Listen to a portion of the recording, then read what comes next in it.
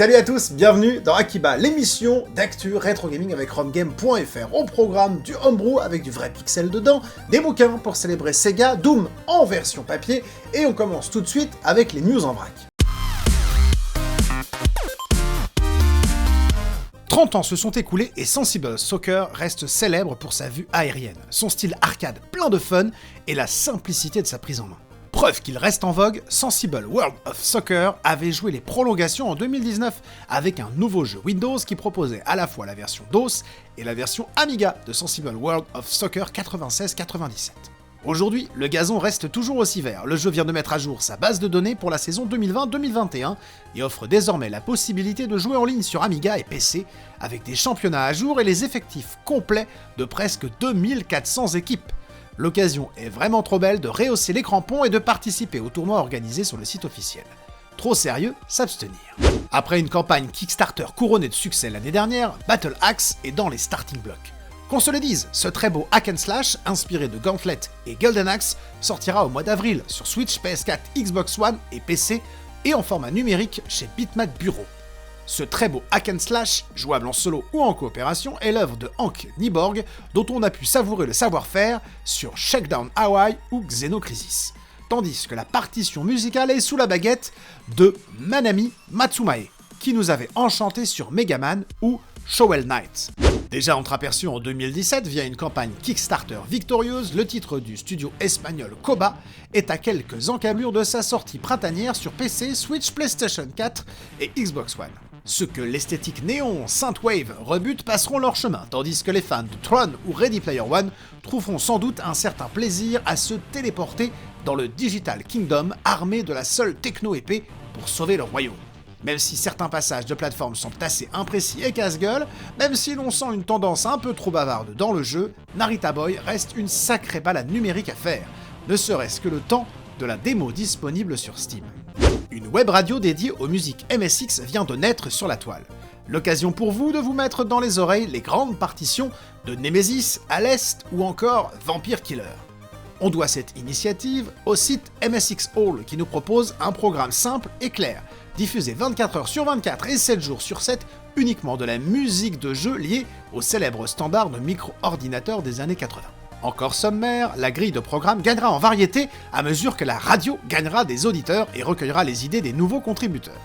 Vous l'aurez compris, les conseils, idées et commentaires seront les bienvenus, surtout s'ils sont bienveillants et constructifs.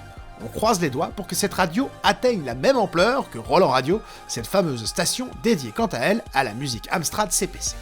Chill Dog Interactive vient de sortir sur la Switch de Nintendo Boom Blaster, un run and gun frénétique et old school sur lequel vous passerez vos nerfs, à moins que ça soit l'inverse. Visiblement très irrité, ce jeu aura sans doute une place de choix aux côtés du célèbre Turrican dont on a salué aussi l'arrivée sur la portable de Nintendo. Dans cette aventure, vous incarnerez les évadés d'une prison qu'il n'aurait peut-être pas fallu quitter. Vous serez chaleureusement accueillis par toutes sortes de monstres et d'ennemis belliqueux. Des petits insectes acides aux énormes boss dégoûtants équipés d'armes surpuissantes et d'une certaine mauvaise humeur. Des poursuites mémorables, des vols épiques, des fusillades et des centaines de façons d'amputer les membres des monstres. Voilà ce qui vous attend, pour moins de 5€, ça serait dommage de passer à côté d'un tel défouloir. Les rétro gamers aiment les livres, et pas que pour les mettre sur des étagères. 60 ans oblige, l'univers de Sega est à l'honneur chez Sœur d'édition et Omake Books. Bien décidé à continuer la célébration des 60 ans de Sega, Sword Edition nous propose depuis octobre 2020 le système solaire de Sega, vers la Saturne et au-delà. L'ouvrage d'Aurélien Thévenot est un must-have pour tous ceux qui s'intéressent à l'histoire vidéoludique japonaise, qu'ils soient des fins connaisseurs ou de simples premiers venus. Au fil de 248 pages passionnantes, l'auteur nous invite à découvrir l'histoire du constructeur en explorant une constellation de projets aboutis ou avortés, parfois confidentiels, comme la Mega Drive, la Saturn et la Dreamcast bien sûr, mais aussi la Nomad, la Neptune ou encore la Pluto.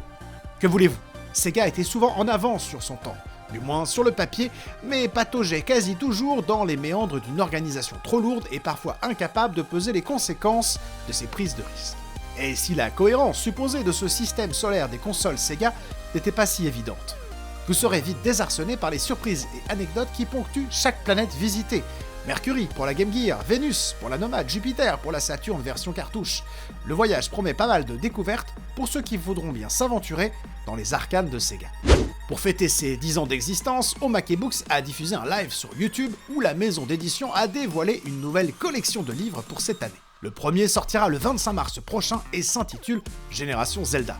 Mise en page par le dessinateur de Basdef Adventure, les 167 pages de l'ouvrage dévoilent les innombrables anecdotes, parfois inédites, qu'il reste encore à raconter, malgré la quantité astronomique d'exégèses déjà publiées sur le jeu créé par Shigeru Miyamoto et Takashi Tezuka. Comment Zelda s'est imposé en France, quel était son poids dans la stratégie de Nintendo France, mais aussi pourquoi le très décrié Zelda 2 était-il si différent.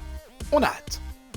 Avec l'arrivée le 27 mai prochain de Génération Sega, rédigé par Régis Monterrain, voilà qui décollera, je l'espère, l'étiquette Nintendo que l'on colle trop facilement sur Omake Books. Ultra documenté, l'ouvrage abordera l'histoire rocambolesque et folle de Sega. Une histoire mouvementée, faite de fusions, d'acquisitions, d'échecs et autres tours de passe-passe en tout genre. Et si l'on en croit les nombreuses interviews que l'auteur tease depuis longtemps sur sa page Facebook, il est à parier que ce livre fera date dans l'histoire de la littérature consacrée à Maître Sega. On a encore plus hâte. On continue l'émission avec du homebrew sur Commodore 64, un crossover de dingue, et on termine avec l'insolite Doom en version papier.